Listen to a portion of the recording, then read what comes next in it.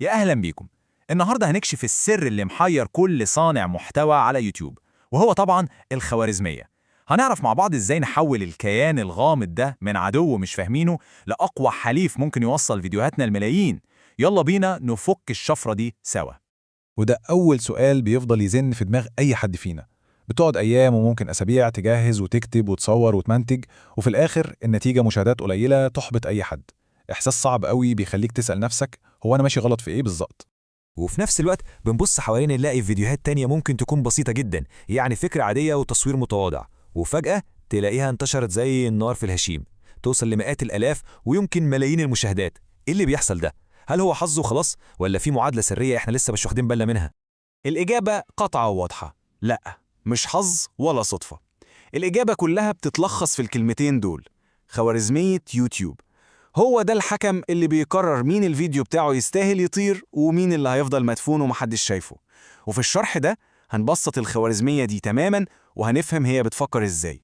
تمام. عشان نفهم أي نظام في الدنيا لازم الأول نعرف هو عايز إيه. وقبل ما نتخيل إن الخوارزمية دي وحش معقد ليه ألف طلب، الحقيقة إن ليها هدف واحد بس، هدف بسيط ومباشر جدا. لو فهمناه كل اللي جاي بعد كده هيبقى سهل قوي.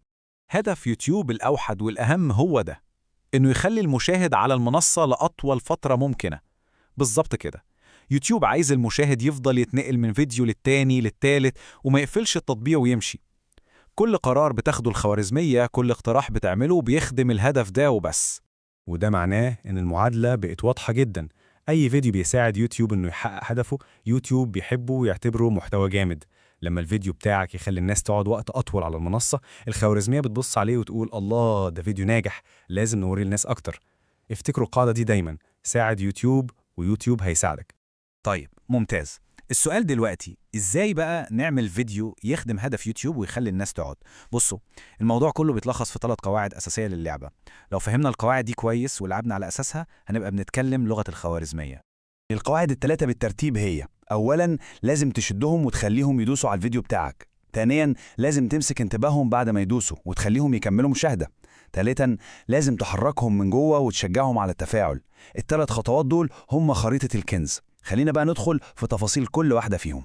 القاعدة الأولى، الكليك ثرو ريت أو نسبة النقر للظهور. يعني هل الناس لما الفيديو بتاعك يظهر لهم بيدوسوا عليه؟ الموضوع ده بيعتمد بالكامل على حاجتين: العنوان والصورة المصغرة. دول بالظبط زي غلاف الكتاب، لو الغلاف مش جذاب محدش هيفتحه حتى لو جواه أعظم قصة في العالم. لو محدش داس يبقى الفيديو مات قبل ما يتولد أصلا. القاعدة التانية، وقت المشاهدة. حلو قوي، المشاهد داس ودخل الفيديو. السؤال اللي بعده على طول، هيكمل ولا هيزهق ويخرج بعد أول 10 ثواني؟ لو الناس بتخرج بسرعة دي إشارة خطر حمراء، اليوتيوب بتقول إن المحتوى ده مخيب للآمال. لكن لو كملوا جزء كبير من الفيديو دي أقوى إشارة ممكنة على إن الفيديو ده جودته عالية ويستاهل ينتشر أكتر وأكتر. ونيجي للقاعدة الثالثة والأخيرة، التفاعل. هل المشاهد بعد ما اتفرج عمل لايك، كتب كومنت، عمل شير؟ كل فعل من دول هو رسالة واضحة جدا للخوارزمية بتقول الفيديو ده مش بس عجبني، ده أثر فيا لدرجة إني اتحركت وعملت حاجة. التفاعل بيحول الفيديو من مجرد محتوى كويس لمحتوى مهم ومؤثر. دلوقتي احنا عرفنا قواعد اللعبة ال3 صح؟ خلوني بقى أكشف لكم سر مهم جدا، حاجة بتحصل في الكواليس أول ما أي فيديو بينزل. ممكن نسميها كده اختبار يوتيوب السري. السر هو إن يوتيوب مش بيعرض الفيديو بتاعك للعالم كله مرة واحدة، لا، هو الأول بيعملوا اختبار صغير، بيعرضوا لمجموعة ناس محدودة ممكن يكونوا مشتركين عندك أو ناس مهتمة بنفس المجال، وبيقعد يراقب رد فعلهم بمنتهى الدقة.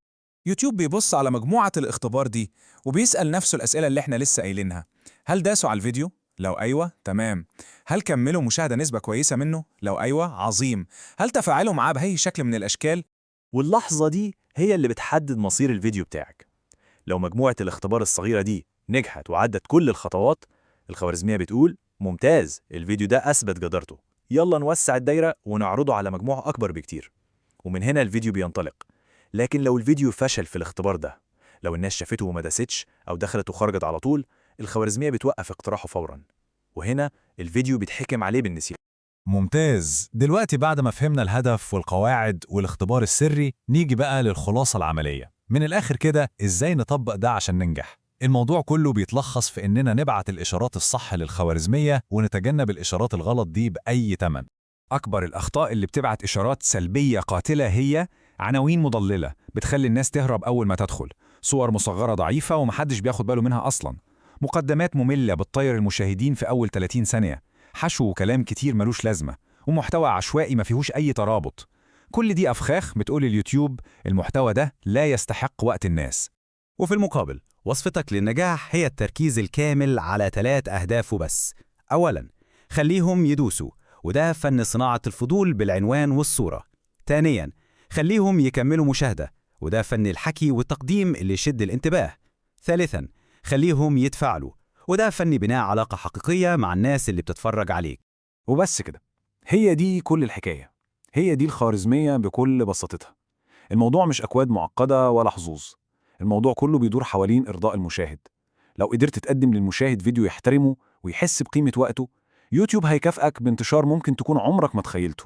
كده خلصنا فيديو النهاردة. لو عجبكم اعملوا لايك، ولو مش مشتركين في القناة اعملوا سبسكرايب عشان يوصلكم فيديوهاتنا اللي جاية، ولو في أي استفسار عندكم اكتبوه في التعليقات وهجاوبكم عليه. بتمنى لكم الاستفادة دايما واشوفكم على خير في الفيديوهات القادمة.